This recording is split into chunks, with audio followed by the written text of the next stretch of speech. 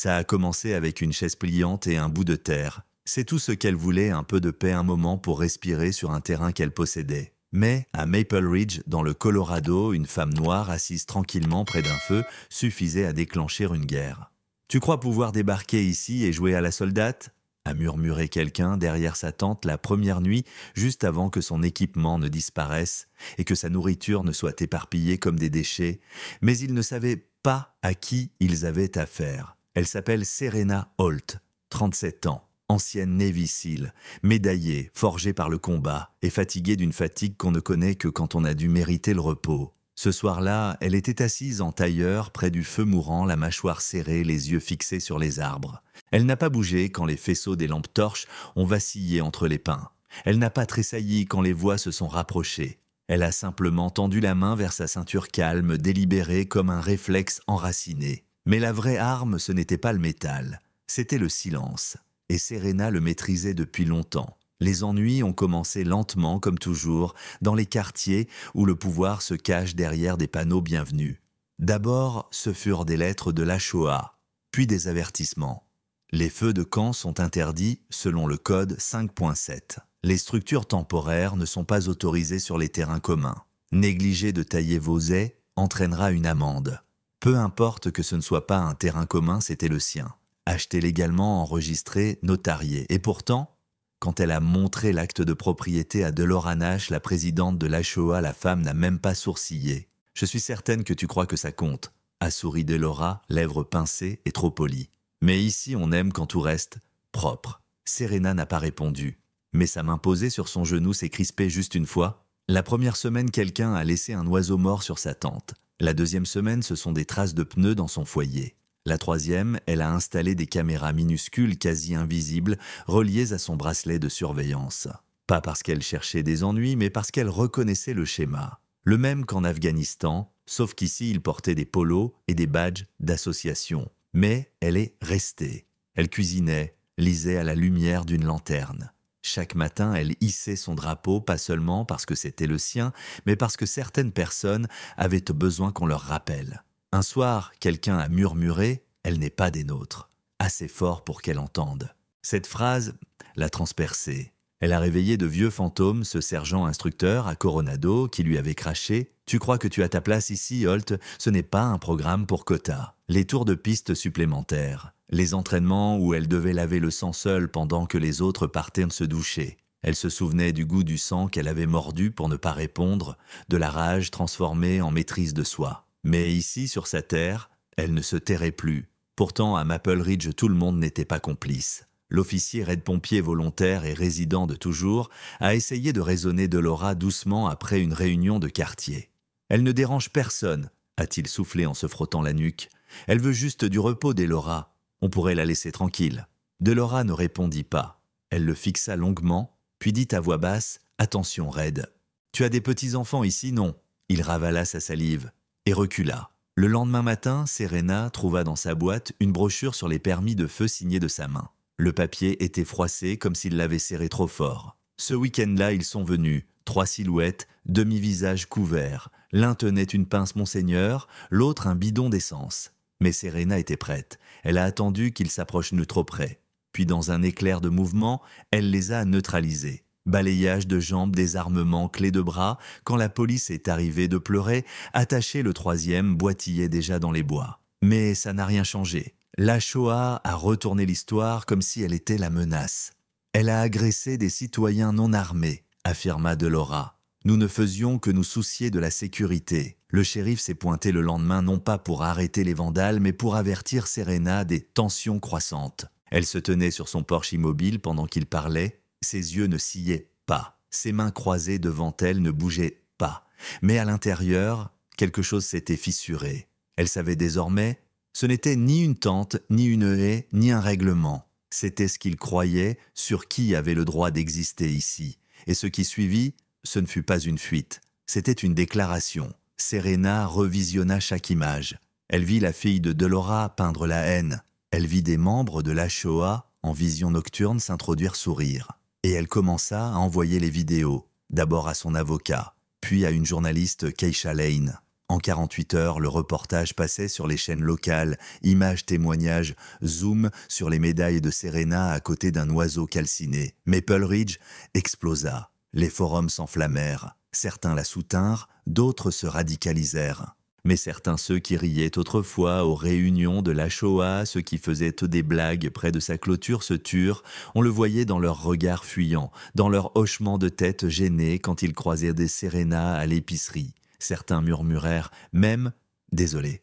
Mais trop tard, la tempête était déjà en marche. Le jour où les vidéos furent diffusées, quelque chose changea. Les rues de Maple Ridge ne se vidèrent pas, mais elles se figèrent. Les trottoirs d'ordinaire, animés par les joggeurs du matin, étaient des déserts. Les lampes de Porsche clignotaient comme des yeux nerveux observant guettant. Serena descendit la rue une seule fois ce matin-là, tête haute, main calme, et pas une seule personne n'osa croiser son regard. Pas même Delora Nash, parce que Delora avait vu le reportage.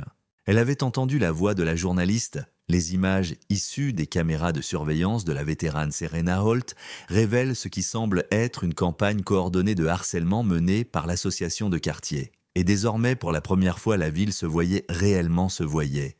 Fini les excuses, fini l'hypocrisie des règlements, juste la vérité, crue, filmée. Cette nuit-là, Serena ne dormit pas. Assise dans sa cabane sur son terrain, elle passa en revue chaque image, chaque plan, chaque clip, un clou de plus dans le cercueil. La fille de Delora, bombe de peinture à la main. L'ombre de Red figée entre les arbres, puis reculant, choisissant le silence. Delora elle-même soufflant « Débarrasse-toi de cette caméra, je veux plus de ces foutus scandales ». Mais c'était trop tard. Le matin suivant, Channel 9 News gara 2 fourgonnettes devant le bureau de la Shoah. Les caméras tournaient, les micros s'agitaient, les questions volaient. Madame Nash, avez-vous orchestré ces actes de harcèlement? Êtes-vous lié au groupe Purity Circle? Avez-vous menacé la famille de l'officier Red? Delora ne répondit pas. Elle restait droite sur son perron, les perles serrées au cou, les lèvres pincées. Ses mains tremblaient, mais ses yeux restaient effrois. Elle n'était pas encore prête à flancher. Dans la cuisine, ça sentait le pain brûlé. Son mari restait assis, figé, parcourant les titres de presse du bout des doigts, tremblant.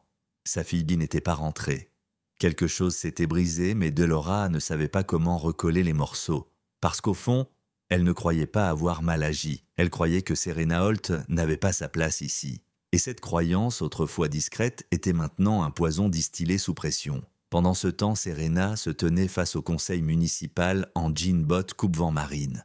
Pas d'uniforme, pas de médaille, juste la vérité. Elle posa un dossier sur la table.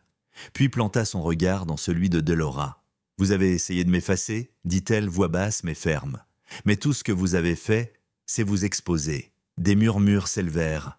Les membres du conseil se regardaient. L'officier Red était debout au fond, épaules voûtées, mains jointes. Il ne parlait pas. Mais ses yeux brillaient, honte remords, peut-être même courage. Delora ricana. « Tout ça n'est qu'un spectacle ?» lança-t-elle. « Tu transformes ça en affaire raciale alors qu'il s'agit de règles. On a des standards, mademoiselle Holt. Ce quartier, » Serena l'interrompit. « Vous avez laissé un animal mort sur ma tente, envoyé des hommes avec de l'essence en pleine nuit, menacé des enfants pour qu'ils se taisent. Ce n'est pas une question de standard, c'est une question de peur. La peur qu'une femme comme moi puisse exister ici sans votre autorisation. » Le silence fut total. Puis quelque chose céda. Madame Lewin, une résidente âgée connue pour ses tartes au marché local, se leva. « Je l'ai cru, » murmura-t-elle. « Je pensais que Serena était dangereuse, mais j'ai vu les vidéos et j'ai eu honte. » Un jeune homme se leva à son tour, l'un de ceux qui riaient lorsque la clôture de Serena avait été vandalisée. « Je les ai aidés, dit-il doucement. Pas dans le pire, mais je n'ai rien fait pour les arrêter. J'avais peur, et maintenant, j'ai honte. » La salle éclata. Certains pleuraient, d'autres criaient. Delora restait figée, raide, regard vide. Son autorité s'effondrait. Puis les portes s'ouvrirent. L'agent Marla Chen du ministère de la Justice entra. Costume noir, badge visible, calme glacé dans les yeux. « Nous avons suffisamment de preuves pour ouvrir une enquête fédérale sur la Shoah, conspiration, intimidation, atteinte aux droits civiques, » déclara-t-elle. « Madame Nash, veuillez nous suivre. » Delora ne cria pas. Elle sourit, un sourire fin, amer. « Voilà comment ça finit, » murmura-t-elle, emmenée pour avoir protégé mon quartier. Mais en passant devant Serena, elle s'arrêta. « Tu crois avoir gagné » souffla-t-elle. « Tu crois que ça va changer quelque chose ?» Serena ne bougea pas. Mais ses yeux stables, calmes, certains plongèrent dans les siens. « Non, répondit-elle doucement. Je sais que non, mais c'est un début. » Dehors, le ciel s'ouvrit, une pluie douce et lourde lavant les trottoirs fissurés et les clôtures brûlées. Les journalistes criaient, les caméras crépitaient. Serena restait debout au bord de son terrain drapeau flottant. Le reportage de Keisha passait sur une douzaine d'écrans à travers le pays.